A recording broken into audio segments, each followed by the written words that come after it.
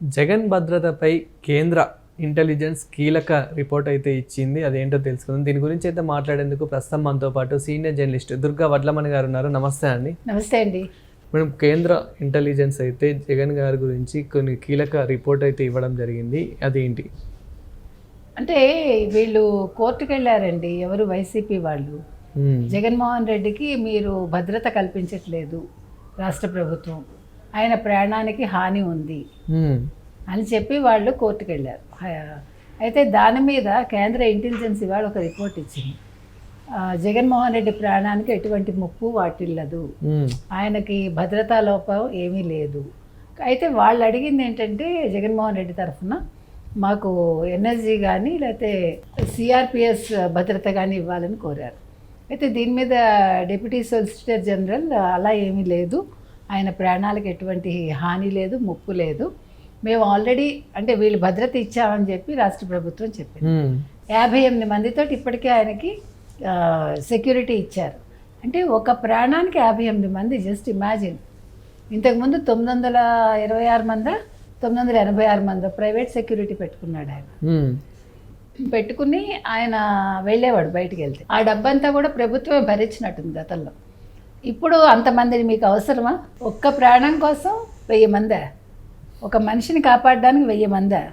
అంటే జగన్మోహన్ రెడ్డి ఏం తప్పులు చేశాడండి అంత భయపడుతున్నాడు? జగన్మోహన్ రెడ్డి ఏమన్నా గుండానా? జగన్మోహన్ రెడ్డి ఏమన్నా డానా? జగన్మోహన్ రెడ్డి ఏమన్నా ఏమంటారు అండర్ గ్రౌండ్ డానా ఆయన? అయితే ఈయనకేమన్నా మాఫియా లింక్స్ ఉన్నాయా?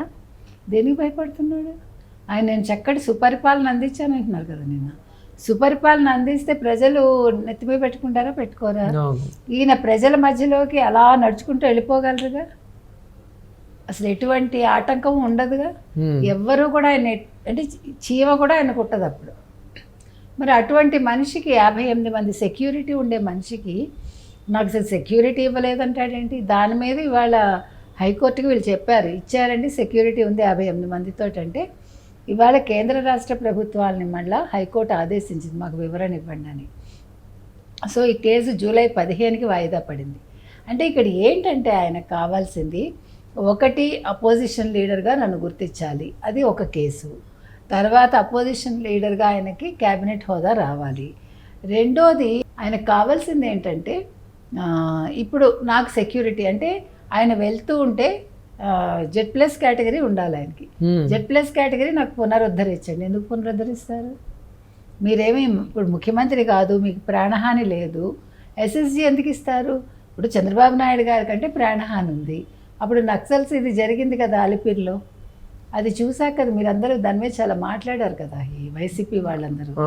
మరి చంద్రబాబు నాయుడు గారిని మాట్లాడిన మీరు ఇవాళ మీకెందుకు సెక్యూరిటీ? అసలు మీకెందుకు SSG భద్రత కానీ లేదు, సిఆర్పిఎస్ కానీ ఎందుకు కావాలి అసలు? అంటే నేను అనేది మీరు ఎదరవాళ్ళని ఒక మాట అంటారు, మీ దాకా వచ్చేసిన మళ్ళీ మీకు అదే కావాలంటే చూపించుకోవాలన్నమాట. ఇప్పుడు జగన్మోహన్ రెడ్డి వెళ్తూ ఉంటే Z+ కేటగిరీ ఉంటే ఒక బంద ఆయనకి, ఈయన కదా, ఈయన పెద్ద మహారాజు ఈయన. అందుకోసమా లేదంటే జగన్ గారు ఒక విధంగా భయపడుతున్నారు అనుకోవచ్చా? ఆయన నిజంగా భయస్తుడేనండి. భయం వేరు, ఇక్కడ రెండు, భయము ప్లస్ చూపించుకోవటం రెండు కావాలి. ఇప్పుడు భయం ఎప్పుడు వస్తుంది? మీకు తప్పు చేసినప్పుడు వస్తుంది. ఏం తప్పు చేశాడు జగన్మోహన్ రెడ్డి అని మనం అడుగుతున్నాం, అవునా కదా? ఇప్పుడు ఏ తప్పు ఎందుకంటే అసలు ఇంకొక ప్రశ్న అండి నాకు, మీరు అంతంత మాత్రం వాళ్ళు కదా, మరి ఇన్ని కేసులు ఎలా వేస్తున్నారు? ఇంత డబ్బు ఎక్కడి నుంచి వస్తుంది? ఒక్కొక్క లాయర్ ఎంతెంత తీసుకుంటారు? వీళ్ళు నియమించుకునే లాయర్లు కదా సాధారణ వాళ్ళు ఉండరు, చాలా డబ్బులు గంటకి ఇన్ని లక్షలను తీసుకుంటారు. మరి ఇలాంటి వాళ్ళు ఎలా నియమించుకుంటున్నారు ఈయన? ఇప్పుడు ఆయన దగ్గర పొన్నవాళ్ళు ఉంటే కూడా పొన్నవాళ్ళని ఊరికే పెట్టుకోడుగా, పొన్నవాళ్ళకి ఇవ్వాలి కదా, డబ్బు ఇవ్వాలి కదా. మొత్తం 100 మంది లాయర్లు ఉన్నారని విన్నాం, 100 మంది ఉన్నారో 1000 మంది ఉన్నారో మనకు తెలియదు.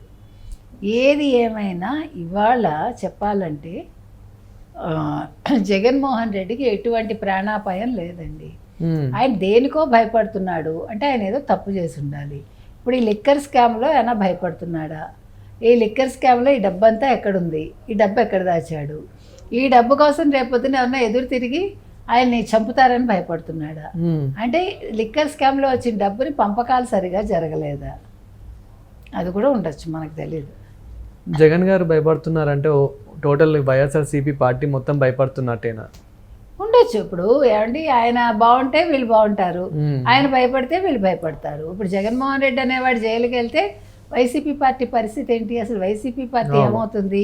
ఈ మాట్లాడుతున్న వీళ్ళందరూ ఏమవుతారు? ఇందులో సగం మంది జైలుకి వెళ్తారు కదా, మ్మ్. సగం ఏంటి 35 మంది కూడా వెళ్తారు. అందుకని ఇవాళ జగన్మోహన్ రెడ్డి భయపడుతున్నారు, నాకు Z+ కేటగిరీ కావాలి, లేదు ఇది సిఆర్పిఎస్ కావాలి అంటున్నారంటే జగన్మోహన్ రెడ్డి ఏదో తప్పు చేశారు అంతే లెక్క. మ్మ్.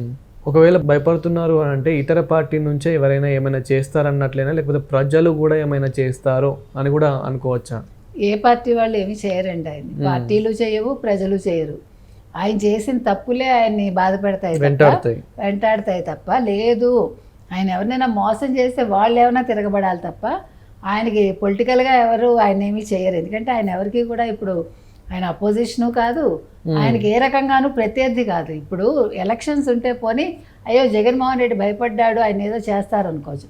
అప్పుడు కూడా ఎవరు ఏం చేయరు. ఎందుకంటే 29 ఎన్నికలకు కూడా అసలు జగన్మోహన్ రెడ్డి ఒక అపోజిషనే కాదు వీళ్ళకి. కాబట్టి ఇవాళ జగన్మోహన్ రెడ్డి భయపడేది ఆయన ఏదో తప్పు చేశాడు. అది లిక్కర్ స్కామ్లో ఈ డబ్బులు పంపిణీ వ్యవహారమా, ఇంకా చాలా వ్యవహారాలు ఉన్నాయా? ఈ మొత్తం మైనింగ్ ఇవన్నీ ఉన్నాయి కదా, స్కామ్స్ అన్నీ కూడా. తర్వాత బాబాయ్ హత్య కేసు ఒకటి ఉంది. ఇవన్నీ కలిపి ఆయన పీకి చుట్టుకుంటున్నాయా అనేది తేలాలి. సో ఫైనల్గా కేంద్ర ఇంటెలిజెన్స్ రిపోర్ట్స్ ఏమని ఇచ్చింది మేడం? కేంద్ర ఇంటెలిజెన్స్ క్లియర్గా చెప్పింది ఆయన ప్రాణానికి ఏమీ ముప్పు లేదు, ఆయనకి 58 మందితో ఇప్పుడు సెక్యూరిటీ ఉంది, ఆయనకి SSG అవసరం లేదు, లేదంటే సిఆర్పిఎస్ అవసరం లేదు అని క్లియర్గా చెప్పింది. కాబట్టి మళ్ళీ జూలై 15కి ఈ కేసు వాయిదా పడింది కాబట్టి ఏం జరుగుతుందో చూద్దాం. మేడం ఇదే క్రమంలో వైసీపీ నేతలకు కూడా నోటీసులు ఇస్తున్నట్లు తెలుస్తూ ఉంది, దీని గురించి ఏమంటారు? అంటే ఇక్కడ నోటీసులు ఇవ్వటం అంటే ఊరికే ఇవ్వరు కదండి.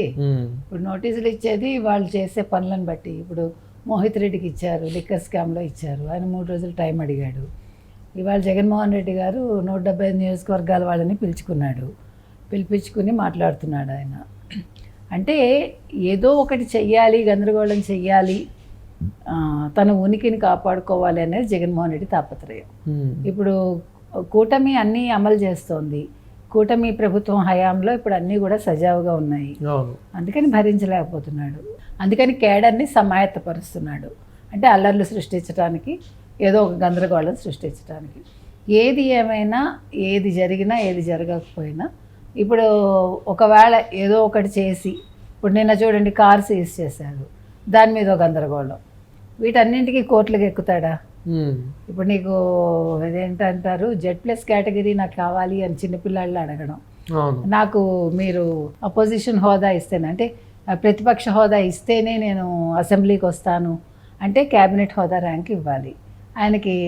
అదేమంటారు, ఆ రెడ్ లైట్ ఉండే ఆ కారు, ఇవన్నీ వెనకాల ముందు వెహికల్స్ అవన్నీ కావాలి. సో ఏది ఏమైనా జగన్మోహన్ రెడ్డి అంతా నాటకాలు. ఎందుకు నాటకాలంటే ఏదో ఒక రకంగా జగన్మోహన్ రెడ్డి వార్తల్లో ఉండాలి, అంతే ఆయన లెక్క. Thank you. Thank you.